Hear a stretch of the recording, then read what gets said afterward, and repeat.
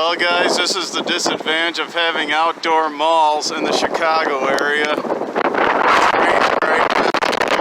The carnival over there, it's all lightning. So, I got the mall taped, so God bless you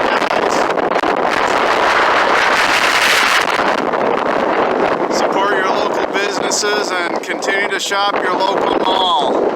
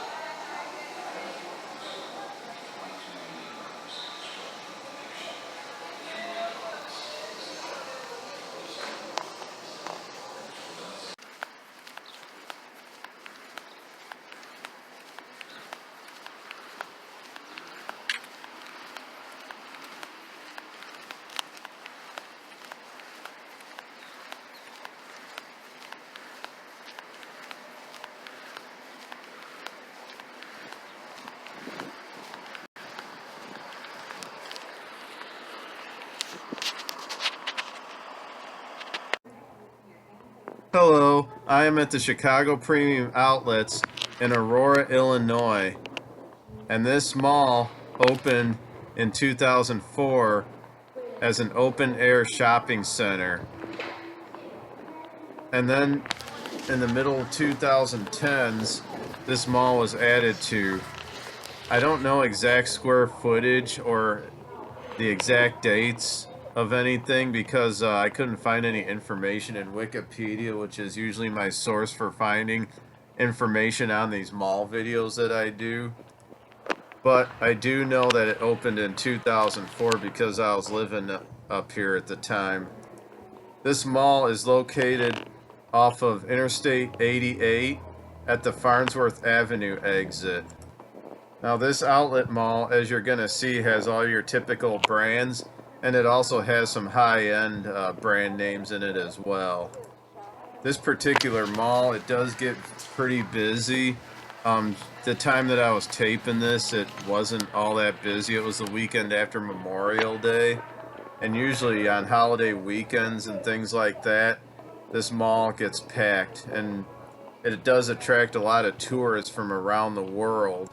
So when they make announcements, you're going to hear announcements in Chinese, Spanish, a lot of languages are represented here. Now my take on the mall, I have an issue with the way this was all planned out in coordination with the city of Aurora, the Illinois Tollway, and any other municipalities that were involved. when this mall was built, they did not do anything with Interstate 88.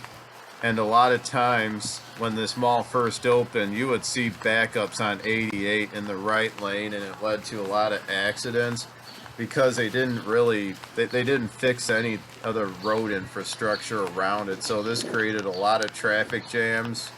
And then on top of that, there wasn't a whole lot of parking to be had at the mall at the time it was built, so that created a lot of headaches as well. Now eventually they did extend out the interchange lane on 88, but still I think there's still issues regarding that. In 2012 they did build a new interchange off of Viola Road, and I believe that would be able to alleviate a lot of the traffic at Farnsworth, because there is kind of a back way to get into the outlet mall without having to deal with all the traffic that was on Farnsworth. And then also too, there's a lack of quality sit-down restaurants around the mall. There are restaurants to the north of the mall, but a lot of it's all fast food options, and a lot of the restaurants that are in the food court, I believe, are overpriced.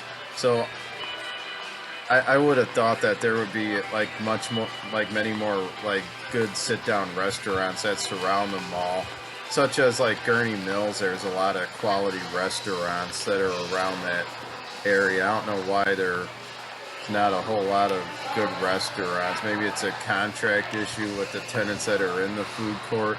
I don't know. And in the last couple of years, they did fix the Farnsworth Avenue interchange. I don't think it's any better. I don't know how you can improve traffic flow by adding 2 stoplights. So there's still traffic issues even to this day. The city of Aurora did buy the abandoned hotels, which I did a video on those. Those are going to get torn down, and there's going to be a road realignment for that particular area. But I don't know. I don't think that's going to help the issue much. I think Farnsworth Avenue at that point should have been widened to add more lanes and everything, and it still looks the same as it did 15 years ago when this mall was built. So those were my criticisms of the mall. And then, I'm sorry, another one I don't understand. You're going to see this too. There's cones that are marked that mark off areas of parking which are closer to the entrances, and they charge $5 to park in those. And I don't even see the point of having those. I parked on the east end of the mall, and I was fine. I was able to walk, and it was a close parking spot. So I don't even see the point in having $5 parking spaces. To me, it's just a scheme for them to make money. I don't like that at all. So anyway, this is going to be a little bit of a longer video because this mall is pretty big. I do have a lot more content coming. I do have Bolingbrook Promenade coming. Burr Ridge Town Center, I do have that taped. I still do have a backlog of Macy's stores and JCPenney stores. I do plan on getting back down to Peru Mall to give an update on what's going on there. And then there's a bunch of other malls in the Chicagoland area that I plan to get to, as well as any abandoned storefronts that I come across. A lot of these abandoned storefronts I do aren't planned. It's a lot of times it's like just driving up to them.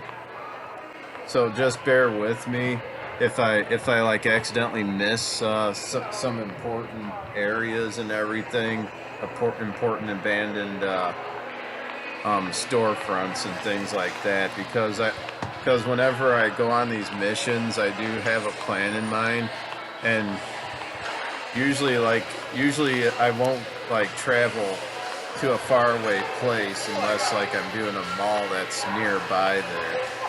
So for example, I'm not going to travel say all the way to Waukegan just to do an abandoned like gas station or something like that, because it wouldn't be worth my time, and gas is kind of expensive, and as of July 1st they're gonna up the gas tax by 18 cents, which I don't agree with that at all. And also too, I hate to say this, but there's one person that keeps on disliking my videos within 24 hours of me releasing them. I think I know who it is, Denise C. She was very critical of like a couple of the videos that I've done, and I pretty much kicked her off my channel. I told her to get off my channel if she was going to be critical. I can accept criticism, but I won't accept destructive criticism. She's a troll, but I thank her for viewing my videos, because guess what? It gives me views. So there you go. So on that note, God bless you guys. Continue shopping at your local businesses. If you're not a subscriber, please subscribe, like, comment, and share. And continue shopping.